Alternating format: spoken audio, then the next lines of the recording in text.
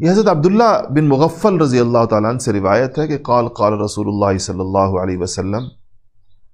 اللہ اللہ فی اصحابی، اللہ اللہ فی اصحابی، اللہ سے ڈرو۔ اللہ اللہ کا مطلب ہے میں تمہیں اللہ کا واسطہ دیتا ہوں۔ اللہ اللہ کا مطلب ہے کہ اللہ سے ڈرو، اتقوا اللہ،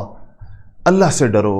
اللہ سے ڈرو، 2 دفعہ، فی اصحابی، پھر فرمایا اللہ سے ڈرو، اللہ سے ڈرو، فی اصحابی، میرے صحابہ کے بارے میں۔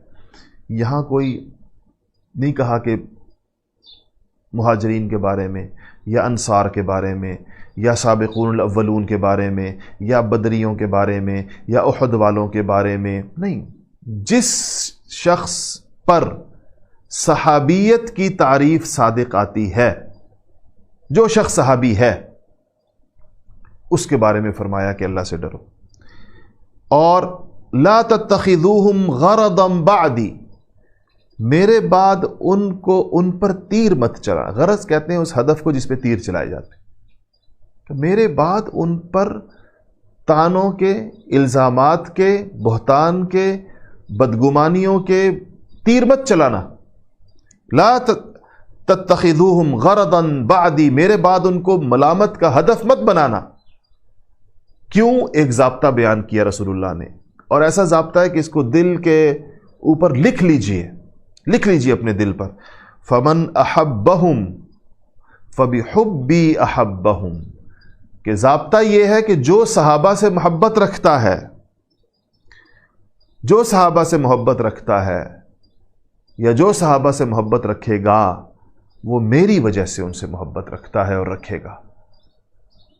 جس کے دل میں صحابہ کی محبت ہے، در حقیقت اس کے دل میں رسول اللہ کی محبت ہے۔ رسول اللہ کی محبت اس کو مجبور کرتی ہے کہ آپ کے صحبت یافتہ لوگوں کے بارے میں اس کی زبان سے ہمیشہ خیر نکلتی ہے، اس کی زبان سے پھول جھڑتے ہیں۔ وَمَنْ أَبْغَضَهُمْ، اور جو ان سے نفرت کرے گا، آپ نے فرمایا، فَبِبُغْضِي أَبْغَضَهُمْ، یہ میرا، رسول اللہ فرماتے میرا بغض ہے جو صحابہ کے بغض کی شکل میں نکلے گا۔ کیسا عجیب ارشاد فرمایا، کہا جو تمہیں صحابہ سے بغض رکھتا ہوا شخص ملے، ایک قاعدہ ہمیں مل گیا، جس کے بارے میں ہم دیکھیں کہ یہ صحابہ کے بارے میں بدزبان ہے، اس کے دل میں بغض ہے، یہ رسول اللہ صلی اللہ علیہ وسلم کا بغض ہے۔ چاہے وہ نام اہل بیت کا لے، چاہے وہ اپنے لیے آڑ کسی کو بھی بنائے، ہمیشہ رسول اللہ صلی اللہ علیہ وسلم کا بغض تو کوئی اپنا خود ظاہر نہیں کر سکتا، تو وہ آڑ لے سکتا ہے، اہل بیت کی آڑ لے گا، حضرات حسنین کی آڑ لے گا، علی مرتضیٰ کی آڑ لے گا، اور یہ اس کو ایک صحابہ پر حملہ کرنے کے لیے اور صحابہ کی سیرتوں کو داغدار کرنے کے لیے، ان کے اوپر جو ہے الزام لگانے کے لیے، یہ اس کی ڈھال بنائے گا ان کو۔ یہ شخص، اس کی علامت اور پہچان یہ ہوگی، اور اس کے لیے واہی تباہی قسم کی حکایات اور بے سروپا قسم کی باتیں جو ہیں وہ لائے گا اور اس کو بیان کرے گا۔ اور اگر وہ کوئی حدیث بیان کرتا ہے بظاہر، تو اس کا مطلب غلط لے رہا ہوگا۔ اس میں دیکھیں قرآن شریف میں آدم علیہ السلام کے بارے میں اللہ جل شانہ نے ایک بات ارشاد فرمائی، یہ الفاظ اس طرح کے ہیں، تو کبھی بھی کوئی شخص اس کی بنیاد پر آدم علیہ السلام کو نشانہ نہیں بنائے گا ہر وقت۔ آپ نے کبھی کوئی سلیم الفطرت مومن دیکھا ہے کہ کہے کہ اللہ پاک نے آدم کے بارے میں فرمایا کہ ہم نے ان کو جو ہے وَلَمْ نَجِدْ لَهُ عزم، ہم نے ان میں عزم نہیں پایا، ہم نے جو ہے ان سے غلطی ہو گئی، اب وہ سارا وقت آدم علیہ السلام کو اس کی بنیاد پر ہدف ملامت بناتا رہے؟ اور تو اس کا مطلب یہ ہے کہ یہ شخص گمراہ ہے، یہ زندیق ہے، اور یہ نبی کو نشانہ بنا رہا ہے۔ وہ اس بات کے باوجود آدم علیہ السلام کی جو حیثیت ہے، نبوت کا جو اکرام اور اعزاز ہے، نبوت کا جو مرتبہ ہے، وہ آدم علیہ السلام کو تو حاصل ہے۔ اور اس آیت کی اہل علم جس طریقے کے ساتھ تفسیر کرتے ہیں، جس احتیاط کے ساتھ اس کا مفہوم بیان کرتے ہیں، وہ آپ دیکھ لیجئے کہ کیا اس میں اہل علم کا طریقہ کار کیا ہے۔ تو اسی طرح صحابہ کرام کے بارے میں بھی کسی کو عدالت لگا کر فیصلے کرنے کا اختیار نہیں ہے۔ وہ شخص انتہائی بد نصیب، بدقسمت اور مردود ہے، اللہ کی رحمت سے دور ہے، جس کا یہ کام ہو صبح و شام کہ وہ صحابہ پر فیصلے صادر کر رہا ہو اپنے بیٹھ کر، اپنی تمام لا علمی اور جہالت کے باوجود اور اتنے زمانوں کے بعد۔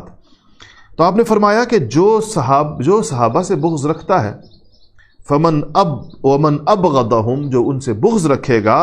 فببغضی ابغضہم، یہ میرا بغض ہے جو اس کی زبان پر صحابہ کے بغض کی صورت میں آئے گا یا اس کے دل میں۔ اور پھر اگلی بات سنیں، اور بہت خطرناک بات، ومن آذاہم فقد آذانی، اور جس نے صحابہ کو تکلیف پہنچائی اس نے مجھے تکلیف پہنچائی۔ ومن آذاہم فقد آذانی ومن آذانی فقد آذى اللہ، اور جس نے مجھے تکلیف پہنچائی اس نے اللہ کو تکلیف پہنچائی۔ اور پھر کہا ومن آذى اللہ، اور جس نے اللہ کو تکلیف پہنچائی، فیوشک ان یأخذہ، تو اللہ جلد اس کو گرفت میں لے لے گا۔ اور اللہ تعالیٰ جب کسی کو گرفت میں لیتا ہے تو سب سے بڑی سزا کیا دیتا ہے دنیا میں؟ سب سے بڑی سزا ایمان سے محروم کر دیتا ہے، گمراہی کے رستوں پہ ڈال دیتا ہے، ہر گزرتا دن مزید گمراہی، مزید گمراہی، مزید گمراہی۔ آپ بدزبان لوگوں کو دیکھیں گے، یہ آپ کو میں ایک پہچان بتاؤں، آپ بدزبان لوگوں کو دیکھیں گے صحابہ کے بارے میں جو بدزبان ہوتے ہیں، کہ آپ ان کی ٹریک ریکارڈ ان کا دیکھیں، ان کی گستاخیاں اور ان کی بے حیائی اور ان کی بے توقیری صحابہ کی ہر گزرتے دن کے ساتھ بڑھتی چلی جائے گی۔ یہ وہ اللہ کی پکڑ ہے جو حضور نے فرمایا۔ اس حدیث میں، یہ ترمذی کی روایت نمبر 3862 ہے، اس کو آپ نے یاد کر لینا ہے زبانی، کیونکہ جمعے میں آپ لوگ ویسے بھی سنتے ہیں۔ کیا فرمایا رسول اللہ نے؟ اللہ اللہ فی اصحابی، اللہ اللہ فی اصحابی لا تتخذوہم غرضا بعدی، میرے بعد ان کو ہدف مت بناؤ ملامت کا۔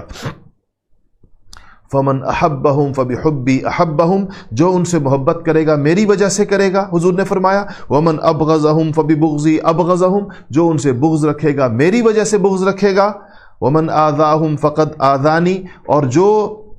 جو ان کو تکلیف پہنچائے گا، وہ جو ان کو تکلیف پہنچائے، جس نے ان کو تکلیف پہنچائی اس نے مجھے تکلیف پہنچائی، اور جس نے مجھے تکلیف پہنچائی اس نے اللہ کو تکلیف پہنچائی، اور جس نے اللہ کو تکلیف پہنچائی اللہ اس کو عنقریب پکڑ لے گا۔ اور اللہ کی پکڑ کی سب سے خطرناک صورت میں نے عرض کیا یہ کہ انسان کو گمراہی کے رستوں پہ ڈال دیا جائے، اس سے ایمان، دیکھیں ایمان سے زیادہ قیمتی کوئی چیز نہیں، ایمان سے زیادہ ہے کوئی چیز تو مجھے بتائیں کہ ایمان سے بھی زیادہ قیمتی ہے۔ سب سے قیمتی متاع ہمارے پاس ایمان ہے، اگر وہ چھن جائے تو اس سے بڑا نقصان کوئی ہو سکتا ہے؟ پیسہ چھن جائے واپس آ جائے گا، نہ بھی آئے کوئی پرواہ نہیں، بندے چھن جائیں، انسان چلے جائیں، آخرت میں مل جائیں گے، پھر ملاقاتیں ہو جائیں گی، ہر چیز دنیا میں قابل تلافی ہے۔ ایمان کی کوئی متبادل نہیں ہے، ایمان کی کوئی مول نہیں ہے۔ تو اللہ تعالیٰ جب کسی سے دشمنی کرتے ہیں تو اس کو جس طرح سب سے بڑا جو نقصان پہنچتا ہے اللہ تعالیٰ کی کہ غضب کا جب اللہ اس پہ، تو وہ یہ کہ اس کا ایمان متاثر ہو جاتا ہے۔ اس لیے اس اللہ کی گرفت اور پکڑ اور اللہ تعالیٰ کی دشمنی اور عداوت، رسول اللہ صلی اللہ علیہ وسلم نے فرمایا کہ یہ کہاں سے شروع ہوگی؟ صحابہ کے بارے میں صحابہ کو تکلیف پہنچانے سے، ان کو تکلیف پہنچانے سے، اور ان کو ہدف ملامت بنانے سے، اور ان کا بغض دل میں رکھنے سے۔ اور یہ میں اصحابی کہا، تمام صحابہ اس میں شریک ہیں۔ اس لیے صحابہ کے جو باہم معاملات ہیں ان کو ان پر چھوڑ دیجیے ان پر، اس کو قیامت کے لیے چھوڑ دیں۔ اور اس دن آپ کو بہت حیرت ہوگی، اگر آپ جو لوگ آج یہاں ان کے فیصلے کرنے کے لیے بہت شوقین ہیں، ان کو بہت حیرت ہوگی جب وہ دونوں طبقات کو جنت میں جاتا ہوا دیکھیں گے، اور خود حیرت ہی نہیں بلکہ افسوس سے اپنے کیا عالم ہوگا ان کا کہ جن پر وہ دنیا میں بیٹھ کر فیصلے صادر کر رہے تھے وہ تو سارے جنت میں گئے، اور یہ پکڑے جائیں اس سارے معاملات کے اندر کہ آؤ تم جواب دو کہ تمہیں کس نے جج متعین کیا تھا، تمہیں کس نے یہ ڈیوٹی دی تھی کہ تم یہ فیصلے کرو۔ اس دن کا تصور ہمیشہ دل میں لایا کرے، ہمیشہ یہ خیال دل میں لایا کرے کہ آخرت کا میدان ہے، حضور کے سارے صحابہ حضور کے جلوں میں جنت میں جا رہے ہیں، سارے جا رہے ہیں، اور وہ لوگ پکڑے جا رہے ہیں جو ان کے اوپر تبصرے کیا کرتے تھے، وہ لوگ پکڑے جا رہے ہیں جو ان کے بارے میں بدزبانیاں کیا کرتے تھے، وہ لوگ پکڑے جا رہے ہیں جن کی تحریر سے یا جن کی تقریر سے، جن کی گفتگو سے سننے والے کے دل میں صحابہ کے بارے میں معمولی سی بھی کوئی ان کی شان میں کمی، ان کی عقیدت میں کمی، ان کی محبت میں کمی یا ان کے درجات میں کمی پیدا ہو رہی ہے۔ تو یہ حدیث شریف بہت زیادہ اہم ہے، یہ آپ کو بہت زیادہ یاد رکھنی چاہیے۔